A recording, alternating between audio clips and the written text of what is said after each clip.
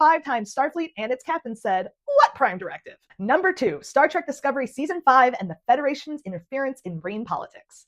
In Discovery's Season 5 Red Directive arc, the crew goes on a scavenger hunt for technology left behind by the progenitors, an ancient species capable of incredible power.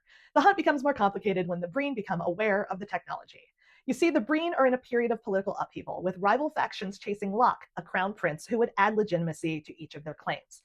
After Locke's death, his widow Maul seizes control of a faction, hoping that the progenitor's technology will bring back her husband. Meanwhile, back at Federation headquarters, the powers that be have to wrestle with what would happen if the Breen got the technology before the Federation.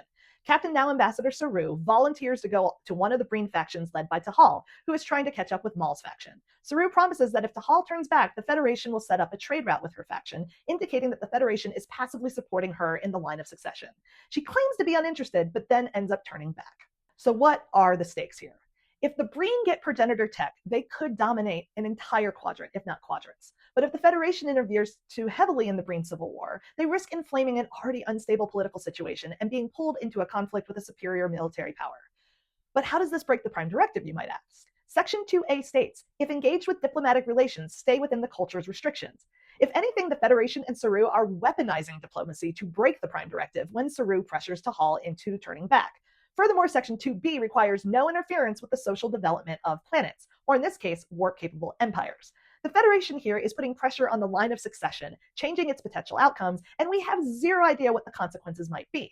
So why choose this example? Just to start, I'll admit, the Red Directive arc almost requires the Prime Directive to be broken all over the place.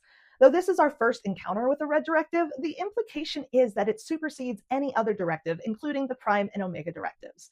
But the Breen succession example goes deeper than just a Prime Directive violation.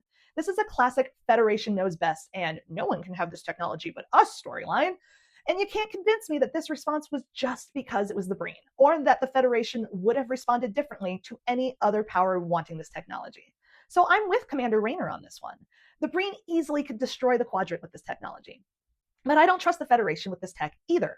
Burnham's final choice to launch the progenitor's technology into a black hole is exactly what needed to happen. If sentient life eventually advances that far, it can once again create similar technology in its own way. By stepping in, Starfleet once again decided it knows best, even if it meant interfering with the future of an empire. This storyline underlines a recurring flaw in Starfleet and the Federation. Enforcement of the Prime Directive collapses the moment galactic stakes or direct stakes for the Federation are involved.